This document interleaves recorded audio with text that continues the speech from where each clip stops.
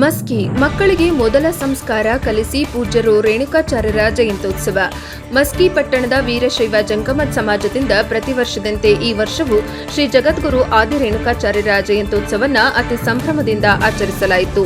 ಈ ಒಂದು ಕಾರ್ಯಕ್ರಮವನ್ನು ಶ್ರೀ ರೇಣುಕಾಚಾರ್ಯರ ಅಲಂಕೃತ ಬಾಬಾ ಚಿತ್ರ, ಸಕಲ ವಾದ್ಯ ವೈಭವಗಳೊಂದಿಗೆ, ಕಳಸ ಕನ್ನಡದೊಂದಿಗೆ ಪ್ರಮುಖ ಬೀದಿಗಳಲ್ಲಿ ಭವ್ಯ ಬೆರವಣಿಗೆ, ದಿವ್ಯ ಸಾನ್ನಿಧ್ಯವನ್ನ ಷಟ್ಸ್ಥಲ ಬ್ರಹ್ಮಶ್ರೀವರ ರುದ್ರಮುನಿ ಶಿವಾಚಾರ್ಯರಿಂದ ಅಮೃತ ಹಸ್ತದಿಂದ ನೆರವೇರಿತು. ಬೆಳಗ್ಗೆ 8 ಗಂಟೆಗೆ ಸುಮಂಗಲದಿಂದ ಕಳಸ ಕನ್ನಡಿಯೊಂದಿಗೆ ಜನಪ್ರತಿನಿಧಿಗಳು, ಪೂಜ್ಯರು, ಸಮಾಜ ಬಾಂಧವರು, ಮುಖಂಡರು ಶ್ರೀ ರೇಣುಕಾಚಾರ್ಯರ ಭಾವಚಿತ್ರಕ್ಕೆ ಪೂಜೆ ಮಾಡುವುದರ ಮೂಲಕ ಚಾಲನೆ ನೀಡಿದರು.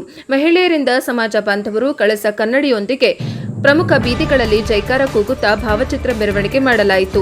ಸಾಯಂಕಾಲ ಜನಜಾಗೃತಿ ಧರ್ಮಸಭೆ ನಡೆಯಿತು. ಶ್ರೀ ಷಟ್ಸ್ಥಲ ಬ್ರಹ್ಮವರ ರುದ್ರಮುನಿ ಶಿವಾಚಾರ್ಯರು, ಗಚ್ಚಿನ ಹಿರೇಮಠ ಮಸ್ಕಿ, ಶ್ರೀ ಷಟ್ಸ್ಥಲ ಬ್ರಹ್ಮ 108 ಸಿದ್ದೇಶ್ವರ ಶಿವಾಚಾರ್ಯರು, ಮಹಾಸ್ವಾಮಿಗಳು, ಸಂಸ್ಥಾನ ಹಿರೇಮಠ ಮೈನಹಳ್ಳಿ, ಶ್ರೀ ಮನಿ ನಿರಂಜನ ಪ್ರಣವ ಸ್ವರೂಪ ಅಭಿನವ ಸಿದ್ದಲಿಂಗ ಸ್ವಾಮಿಗಳ ಕವಿತಾಳ ಕಲ್ಮಠ ವಹಿಸಿ ವಿಶೇಷ ಉಪನ್ಯಾಸ ಶ್ರೀ ವೇದಮೂರ್ತಿ ಶಿವಾಚಾರ್ಯ ಶಾಸ್ತ್ರಿಗಳಿಂದ ಗಿಣಿಮಾರ್ ಅವರಿಂದ ನಡೆಯಿತು.